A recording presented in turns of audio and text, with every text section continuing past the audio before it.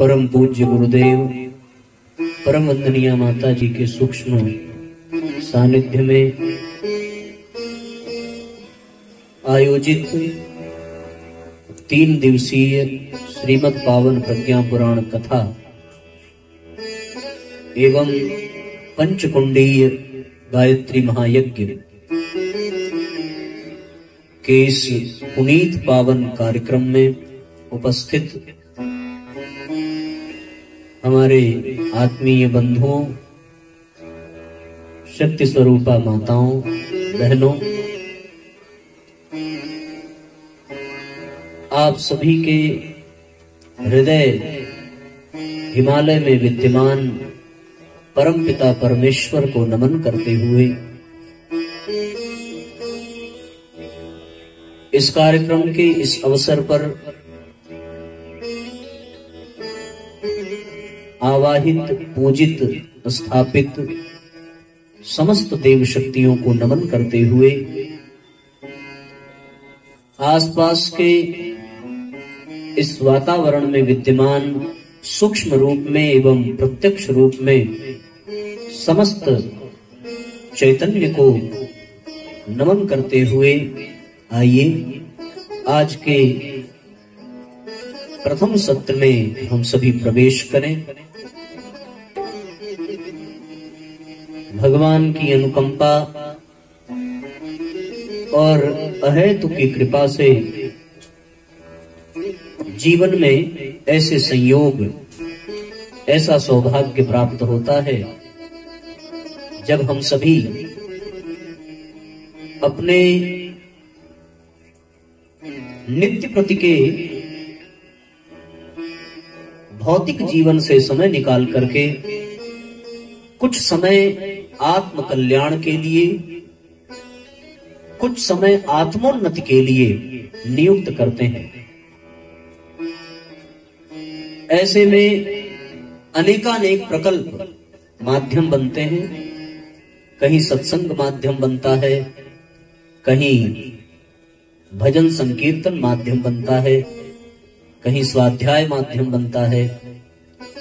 ऐसे अनेकों प्रकल्प हमारी भारतीय संस्कृति में ऋषियों द्वारा प्रदत्त हैं,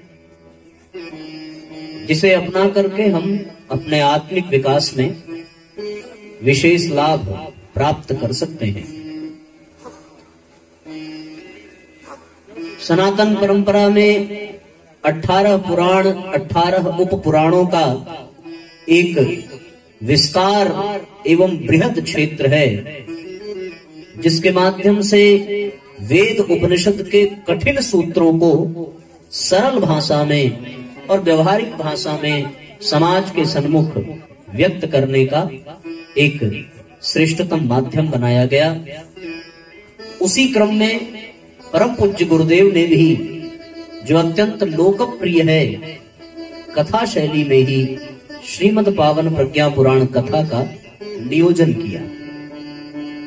यद्यपि ये उपनिषद ही है, उपनिषद की शैली अलग होती है और कथा की शैली अलग होती है। उपनिषद वो उप यानी पास में और निषद यानी बैठना। जब पास में गुरु और शिष्य बैठ करके प्रश्न उत्तर के माध्यम से ज्ञान की चर्चा करते हैं, तो फिर वो सारा संकलन उपनिषद में आता है। और हमारे भारतीय धार्मिक ग्रंथ में ऐसे उपनिषदों की संख्या 108 बताई गई है। तो ये प्रज्ञोपनिषद है, जिसमें ऋषियों से उनके शिष्यों ने प्रश्न पूछा है और ऋषियों ने उन प्रश्नों का उत्तर दिया है। कई कई स्थान पर दिव्य तीर्थ में, दिव्य नदियों के तट पर जब ऋषि एवं उनके शिष्य आदि एकत्रित हुए हैं, तो लोक कल्याण की भावना से उन शिष्यों में से किसी ने, एक ने सबके नेतृत्व करते हुए सबकी ओर से लोक कल्याण के भाव से प्रश्न रखा है। और फिर उस प्रश्न के उत्तर में उस सत्य की अध्यक्षता करने वाले जो व्यासपीठ पर महर्षि विद्यमान होते हैं, वो उन प्रश्नों का समाधान करते हैं। इन प्रश्न उत्तर की पूरी श्रृंखला को परम पूज्य गुरुदेव ने प्रज्ञोपनिषद का नाम दिया। और ये बात कहने में तो नहीं, सुनने में थोड़ी अटपटी लगेगी, संभवतः विश्वास न हो, पर श्रद्धा के और विश्वास के जिस आयाम पर दृढ़ होकर के हम ये बात कह रहे हैं, आप यदि उसी आयाम पर स्थिर होकर के सुने तो आपको अवश्य विश्वास होगा कि प्रज्ञा पुराण एवं प्रज्ञोपनिषद का निर्माण करने के लिए, उसकी रचना के लिए परम पूज्य गुरुदेव ने उन लोकों की यात्रा की जिस लोक में वो महर्षि और उनके शिष्य आदि निवास करते हैं, और उन लोगों से यात्रा के दौरान निवेदन किया कि आप ये प्रश्न पूछें और आप ये प्रश्नों का उत्तर दें, और फिर उसको मैं लिपिबद्ध करूंगा। और उसको लिपिबद्ध करके परम पूज्य गुरुदेव ने प्रज्ञोपनिषद के रूप में प्रज्ञा पुराण कथा को इस धरती पर अवतरित किया।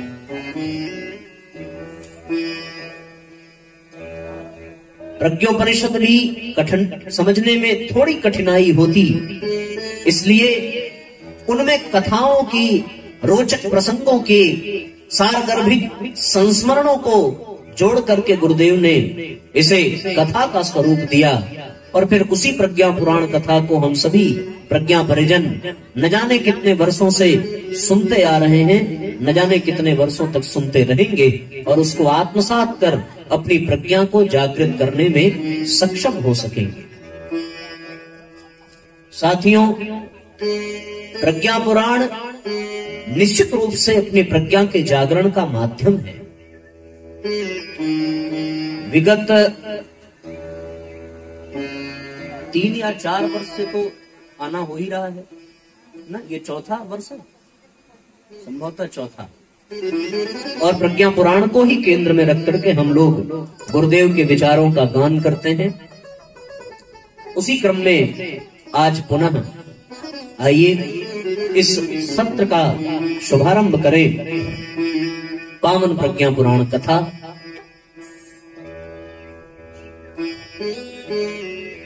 व्यक्ति जब अपने जीवन में उलझ करके निराश हो जाता है, हताश हो जाता है, और एक पल के लिए ऐसा लगता है कि अब वो बिल्कुल हार सा गया है, कोई रास्ता दिखाई नहीं पड़ता है, काल का व्याल रूपी विष जब व्यक्ति के भीतर प्रवेश करता है तो फिर वो तिलमिलाने लगता है, कोई क्रोध से, कोई काम से, कोई ईर्ष्या से, कोई द्वेष से, अनेकानेक मनोविकार जिससे वो ग्रसित होकर के अपने जीवन को विषैला बना देता है, और उसका जीवन स्वयं के लिए ही नहीं बल्कि आसपास वालों के लिए भी एक अभिशाप बन जाता है। ऐसी स्थिति में वो उदाहरण याद आता है, आप लोगों ने सांप और निवली की लड़ाई देखी है? वो गर्दन तो ऐसे हिलाई जैसे लड़ते देख ही लिया हो, सुनी होगी, है ना? कुछ लोगों ने हो सकता है देखा भी हो। आजकल तो सोशल मीडिया में आप कुछ भी देख सकते हो। तो देखा भले ना हो पर सुना जरूर होगा। और उसके साथ एक और बात सुनी होगी कि जब नेवला हारने लगता है, सांप का प्रहार, विषैला प्रहार उस पर होता है, और जब वो उससे ग्रसित हो जाता है तो फिर युद्ध छोड़ करके भाग जाता है और जंगल में कहीं जाकर के कोई जड़ी बूटी सूंघता है और सूंघ करके फिर वापस आता है और फिर पूरी मुस्तैदी के साथ युद्ध करता है। ऐसा सुना है? नहीं? तो जान लो कि ऐसी स्थिति होती है। एक समय ऐसा आता है कि नेवला हारने लगे, उस पर विष का प्रभाव हो, तो फिर वो युद्ध छोड़ करके भागता है और कोई एक जड़ी बूटी सूंघ करके आता है। उसके सूंघने से उसके ऊपर जो विष का प्रभाव था वो खत्म हो जाता है और फिर वो सर्प से युद्ध करता है। उसी तरीके से जब हम पूरे वर्ष भर, पूरे साल भर अपने मनोविकारों से, अपनी कुप्रवृत्तियों से, अपने कुसंस्कारों से युद्ध करते करते करते करते थक जाते हैं और इस समाज के, इस संसार के विष से ग्रसित हो जाते हैं, तो फिर हमें भी एक जड़ी बूटी की आवश्यकता पड़ती है, जो मिल जाए जिसको सूंघ लें तो फिर इस विष के दंश से हम स्वयं को बचा सकें और फिर अगले 1 साल तक उस युद्ध में अपने आप को निमग्न कर सकें। ऐसे ही जैसे उस नेवले की प्रक्रिया होती है, उसी तरह इस क्षेत्र के, इस आसपास के व्यक्तियों के लिए ऐसी व्यवस्था यहाँ पर स्वामी विवेकानंद प्रज्ञा मंडल द्वारा और हमारे बड़े भाई आदरणीय लाल बहादुर जी द्वारा व्यवस्था बनाई जाती है कि साल भर लड़ो और साल भर के बाद 3 दिन ऐसा अवसर मिलेगा कि वो जड़ी बूटी सूंघना और सूंघ करके अपने साल भर के विष को समाप्त करना और अगले साल के लिए फिर से लड़ने को तैयार हो जाना। ये ऐसी व्यवस्था आपको हर वर्ष यहाँ से दी जाती है और आपके जितने भी विष होते हैं वो यहाँ जड़ी बूटी सुंघाई जाती है। वो जड़ी बूटी कौन सी है? वो जड़ी बूटी है परम पूज्य गुरुदेव के विचार और उसमें विष हरने की क्षमता और उसको हरने के लिए बनाया गया माध्यम पावन प्रज्ञा पुराण। यहाँ आकर के हम अपने विष को मिटाएं, अपने क्लेश को मिटाएं, अपनी कांति को मिटाएं और फिर ऊर्जावान हो करके अपने आगे की योजना को बनाएं। साथियों, जब युद्ध होता है, चाहे वो जीवन से हो, चाहे वो मनोविकारों से हो, चाहे किसी से हो, तो व्यक्ति को एक ही बात का डर रहता है। वो डर होता है कि कहीं हमारी मृत्यु ना हो जाए। कहीं भी किसी भी युद्ध में, अभी अंतर्राष्ट्रीय स्तर पर यूक्रेन और रूस का चल रहा है, आप लोग आए दिन अखबारों में और समाचारों में सुन रहे होंगे, पढ़ रहे होंगे। उसी तरीके से व्यक्ति के जीवन में युद्ध चलता है और वो युद्ध जिस दिन उसका जन्म होता है वहां से प्रारंभ होता है और ये युद्ध तब तक चलता है जब तक वो व्यक्ति जीवित रहता है। जन्म से लेकर के मृत्यु पर्यंत तक युद्ध चलता रहता है, चलता रहता है। और वो युद्ध का क्षेत्र है ये संसार सागर। हमारे बड़े भाई राम भजन जी बड़ी सुंदर व्याख्या कर रहे थे सागर की। संसार को भी सागर कहा गया है। बात बात में लोग कहते भी हैं संसार सागर है। विचार करो कि संसार सागर क्यों है। किसी संत ने बड़ी सुंदर व्याख्या की कि संसार सागर इसलिए है क्योंकि आप सागर के पास चले जाओ, एक छोर पर आप खड़े रहेंगे लेकिन दूसरा छोर आपको दिखाई नहीं पड़ेगा। पर ये छोर है तो ये इस बात को प्रमाणित करता है कि दूसरा छोर भी होगा। उसी तरह ये संसार भी है। यहाँ पर जीवन का एक छोर जन्म दिखाई पड़ता है, पर अगला छोर जो मृत्यु है उसे हम जानते तो हैं कि है, पर वो दिखाई नहीं पड़ता। लेकिन जन्म मिला है तो यही प्रमाणित करता है कि मृत्यु भी मिलेगी, पर वो दिखती नहीं, इसलिए हम उसको पहचान नहीं पाते, उसको जान नहीं पाते। इसलिए संसार सागर है। सागर में ज्वार भाटे आते रहते हैं, उतार चढ़ाव आता रहता है। उसी तरह इस संसार में भी उतार चढ़ाव आता रहता है। कभी परिस्थितियां अनुकूल होती हैं, कभी परिस्थितियां प्रतिकूल होती हैं। बिल्कुल उसी तरह जैसे उस सागर में हिलोरे लेती हैं जल की धाराएं, लहरें, उसी तरह इस संसार में परिस्थितियां हिलोरे लेती हैं, अनुकूल और प्रतिकूल दोनों तरीके से। इसलिए भी संसार को सागर कहा जाता है। सागर में जो जल है वो खारा है, जिसको आदमी पसंद नहीं करता। उसी तरह संसार में भी दुख है, कष्ट है, जिसमें खारापन है, व्यक्ति को पाना नहीं चाहता, लेकिन व्यवस्था है कि जब मिलेगा तो स्वीकार करना ही पड़ेगा। इसलिए भी संसार को सागर कहते हैं। और फिर सागर ही प्रमाणित करता है कि जीवन में ये सारी स्थिति परिस्थिति बनती चली जाती है और सागर के तरीके से ही मनुष्य संसार में अपनी कर्म भूमि बना करके जीवन पर्यंत युद्ध करता रहता है। हर व्यक्ति के जीवन की एक सीमा है, हर व्यक्ति के जीवन का एक निर्धारित समय है। लेकिन इसके बावजूद भी न जाने कौन सी स्थिति ऐसी है, न जाने किस घड़ी में उस अज्ञान ने जन्म लिया कि व्यक्ति इस धरती पर आने के पश्चात जन्म को तो याद रखता है पर वो मृत्यु को भूल जाता है। और जितनी भी समस्याएं हैं, जितना भी संबंध विक्षेद है, जितना भी क्लेश है, जितना भी दुख है, जितनी भी कठिनाइयां हैं, और जिनको दूर करने के लिए हम बार बार कथाओं में, सत्संगों में, भगवान की शरण में जाते हैं, उन सबके कारण में केवल एक ही बात दृष्टिगोचर होती है। वो यही है कि हम एक तट को सागर के देख रहे हैं पर दूसरे तट को विसार कर बैठे हैं। अर्थात हमें अपना जन्म तो याद है पर व्यक्ति ऐसे जीवन जी रहा है जैसे मानो उसकी मृत्यु कभी आने ही वाली न हो। वो दूसरे छोर को भुला कर बैठा है। और जब मृत्यु को व्यक्ति भूल जाए तो फिर इस दुनिया में परेशानी ही परेशानी नजर आती है। और केवल उस एक मृत्यु को याद रखे कि हमें भी एक दिन मरना है, तो फिर उसके जीवन में न अहंकार होगा, न काम होगा, न क्रोध होगा, न दुख होगा, न परेशानी होगी, न संग्रह होगा, न ही कोई समस्या होगी। केवल उस छोर को याद कर ले बस। अब आप कल्पना करो, जिसको ये बता दिया जाए कि तुम कल मर जाओगे, तो वो क्या आज किसी की हत्या कर पाएगा? उसे तो फिर कल मरने की चिंता सताएगी। जो चोर है वो चोरी तो जरूर कर रहा है, पर उसे ये सच में विश्वास दिला दिया जाए कि कल इस दुनिया में उसका आखिरी दिन है, तो मैं सत्य कहता हूं वो चोरी के बजाय जिसका चुरा करके रखा था वो लौट करके जाएगा, दे करके आएगा कि भाई अब तो हमें कल जाना ही है, अब मैं रख करके क्या करूंगा, हमने आपके यहां से ये चुराया था, आपको वापस करता।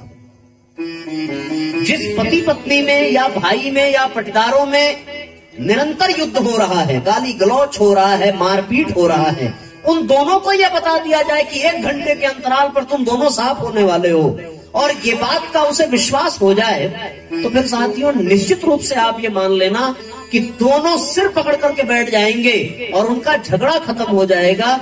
चिंता पनपने लगेगी कि अब मरना है तो अब क्या करें।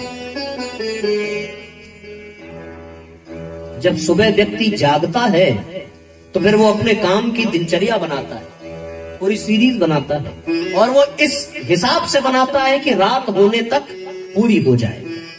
जैसे जैसे दिन ढलता है, रात आती है, वैसे वैसे उस व्यक्ति की चिंता बढ़ती है और वो अपने काम को समेटता है, जल्दी जल्दी समेटने की कोशिश करता है। ऐसा इसलिए क्योंकि दिन के साथ साथ वो रात्रि को भूला नहीं है। ये याद है कि दिन ढलेगा और रात आएगी। कोई अगर कहीं दूर यात्रा पर निकला है तो फिर वो यात्रा की भी व्यवस्था उसी अनुसार लेकर के चलता है कि यदि दिन की शुरुआत हुई है तो दिन को विराम भी मिलेगा और रात्रि आएगी, तब तक मुझे अपने गंतव्य तक पहुंचना है, या पहुंच गया तो वापस तब तक लौट करके आना है। ये लक्ष्य तब आदमी बना लेता है जब वो दिन के साथ साथ रात को भी याद रखता है। तो आना यदि याद है तो जाना भी याद होना चाहिए। दिन यदि याद है तो रात्रि भी याद होनी चाहिए। और साथियों, व्यक्ति जब सोने जाता है तो उस वक्त भी वो ये कह करके सोता है कि जल्दी सो, सुबह जल्दी जगना है। इसका मतलब सोते हुए भी जगने की बात याद है, और जाग गया तो फिर सोना भूल क्यों जाता है? ये बड़ी कठिनाई है। सोते समय ये याद है कि सुबह जल्दी उठना है, पर जाग गया तो दिन भर ये क्यों याद नहीं है कि रात में फिर सोना है। और फिर यदि ये याद हो कि रात में फिर सोना है, अर्थात जिसके बल पर अहंकार दिखा रहा था, रात्रि में सोते हुए वो व्यक्ति साथ नहीं होगा, क्योंकि नींद में तो वो अकेले ही जाता है। ये सोना ही मृत्यु को याद दिलाने की वो घड़ी है जिसमें अंत में व्यक्ति को वास्तव में चिर निद्रा में सोना है, लेकिन फिर भी वो इसे क्यों भूलता है? बस सारी समस्या का जड़, सारी समस्या की पैदावार यही से प्रारंभ होती है कि व्यक्ति को सोते हुए जगना याद है, लेकिन जगने के बाद वो सोना भूल जाता है। तो विषय की शुरुआत यहां से हुई कि जब सब कुछ याद रखते हैं तो फिर जन्म के साथ साथ मृत्यु को भी याद रखना चाहिए, क्योंकि यदि मौत को याद रखा तो फिर कभी भी कोई गलत काम नहीं कर पाएंगे। और जो लोग गलत कार्य करते हैं, जो लोग गलत रास्ते पर चलते हैं, जो लोग अपने मनोविकारों को बढ़ावा देते हैं वो केवल इसीलिए क्योंकि कुछ पल के लिए ही सही, पर वो भूल जाते हैं कि उन्हें भी एक दिन मरना होगा। अच्छा, ये कितनी सुंदर व्यवस्था है कि हम लोग जब ट्रेन का टिकट लेने जाते हैं, खिड़की पर खड़े होते हैं तो एक लंबी लाइन लगी होती है। गए हो आप, टिकट लिया है ना? तो फिर जो आगे वाला व्यक्ति है उसको टिकट मिल जाए तो फिर वो निकल जाता है, मतलब उसका टिकट कट गया, वो आगे बढ़ा तो लाइन आगे सरक जाती है। ये जो शव यात्राएं निकल रही हैं ये इसी बात का संकेत है कि उनका टिकट कट गया, लाइन आगे सरक रही है, और एक दिन सरकते सरकते हम भी काउंटर पे पहुंचेंगे और उस दिन हमारा भी टिकट कट जाएगा, हमें भी छुट्टी मिल जाएगी। तो ये भगवान की ऐसी सुंदर व्यवस्था कि वो शव यात्राएं भी हमें ये एहसास दिलाती हैं कि हम तो जा रहे हैं, अब इसके बाद नंबर तुम्हारा भी हो सकता है।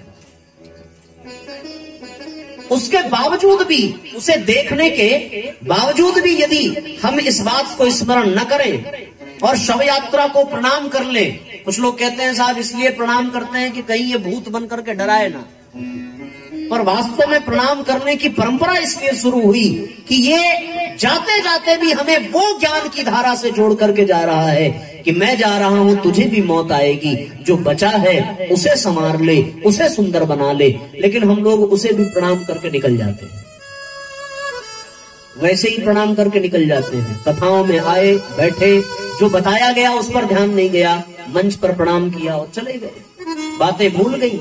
उसी तरह वो शव यात्रा को भी प्रणाम किया, आगे बढ़ गए, पर ये याद नहीं आया कि एक दिन हमें भी ऐसे जाना पड़ेगा। अच्छा, जरा विचार करके देखो कि इंसान कोई कितना भी क्रोधित रहे और उसके सामने कितना भी क्रोधी स्वभाव का रहे, पर उसके सामने शव यात्रा पड़ी हो तो कभी क्रोध कर पाएगा? कभी नहीं कर पाएगा। जीवन में उसके गंभीरता आ जाएगी, वो शांत रहेगा। कोई कितना भी हंसी मजाक करने वाला हो पर सामने शव यात्रा पड़ी हो तो फिर वो नहीं करेगा, क्योंकि उसे उस बात का एहसास होगा कि जीवन का अंतिम सत्य यही है। सुख पाता रहा जी सदा जग में, उसे आखिर में दुख पाना पड़ा, पछताया नहीं जो कभी भी कहीं, उसे अंत समय पछताना पड़ा। कोई फूल न बाग में ऐसा खिला, खिल के जिसे न मुरझाना पड़ा, विधि का यह अटल विधान रहा, जिसे आना पड़ा उसे जाना पड़ा। परम पूज्य गुरुदेव का ये सूत्र है, हर रात नई मौत और हर दिन नया जन्म। अगर ये याद रहे तो फिर जीवन में हम कोई कुमार्ग अपना नहीं सकते, कोई गलत रास्ता अपना नहीं सकते।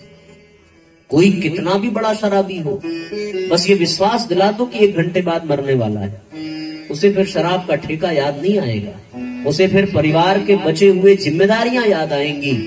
वो ये सोचेगा कि कैसे मैं अपनी बेटी का विवाह कर दूं, कैसे अपनी ये जिम्मेदारी निभा दूं, किस तरीके से क्या करूं कि अब तो जीवन समाप्त हो रहा है।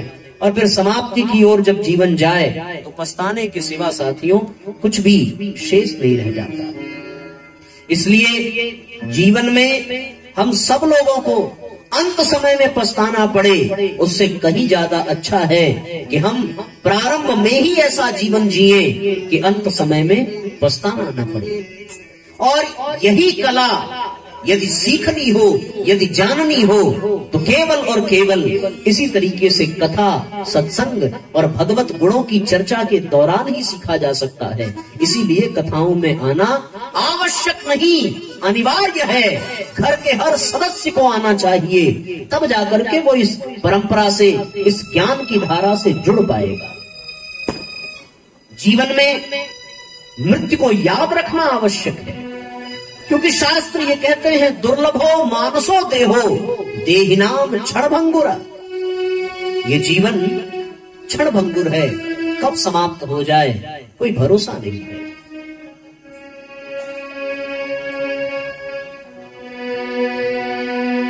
इस दुनिया में वही व्यक्ति महानता के पद पर चल सकता है जिसे अपनी मृत्यु याद हो। वही व्यक्ति श्रेष्ठ बन सकता है जो अपनी मौत को अपने साथ लेकर के चले। आपने सुना होगा स्वतंत्रता सेनानी सिर पे मृत्यु का कफन बांध करके चलते थे, तब तो वो इतना बड़ा त्याग अपने राष्ट्र के लिए कर पाए। उन्हें जिंदगी से मोह नहीं था। और हम सब लोग सारी गलतियां इसलिए करते हैं कि फिर मृत्यु को भूल जाते हैं और अपने जिंदगी के मोह में उलझ करके अनाप शनाप कार्य करते हैं। यदि मृत्यु याद रहे तो व्यक्ति बेईमानी की कमाई को स्पर्श नहीं करेगा, क्योंकि उसे ये भान होगा कि कितना भी कमा लिया जाए यहीं पर रहने वाला है, साथ जाने वाला नहीं। वो किसी से बैर न करे, किसी से ईर्ष्या न करे, किसी के प्रति गलत भाव न पनपने दे। शर्त ये है कि उसे ये याद होना चाहिए कि जगे हैं तो सोना पड़ेगा, सोए हैं तो जगना पड़ेगा, जन्म लिया है तो मरना पड़ेगा। याद करो कि हम सबको एक न एक दिन जाना ही पड़ेगा। हमसे कई लोग कहते हैं महाराज आप बनारस में ही रहते हो, कभी आया करो। हमने कहा हम ऐसी जगह रहते हैं जहां सबसे मुलाकात हो जाएगी। हम भले ना आए लेकिन एक न एक दिन आपको आना ही पड़ेगा, चाहे अपनी मर्जी से आइए और चाहे भगवान की मर्जी से आइए। ये कभी नहीं भूलता। प्यास लगती है तो पनघट की याद आती है ना। प्यास लगती है तो पनघट की याद आती है, लाज लगती है तो घूंघट की याद आती है। कैसी गमगीन कहानी है जिंदगानी की, उम्र घटती है तो फिर शमशान घाट की याद आती है। जीवन जीने का सर्वोत्तम श्रेष्ठतम तरीका है कि फिर मृत्यु याद आ जाए, और जिसने मृत्यु को याद कर लिया उसका जीवन धन्य बन जाता है।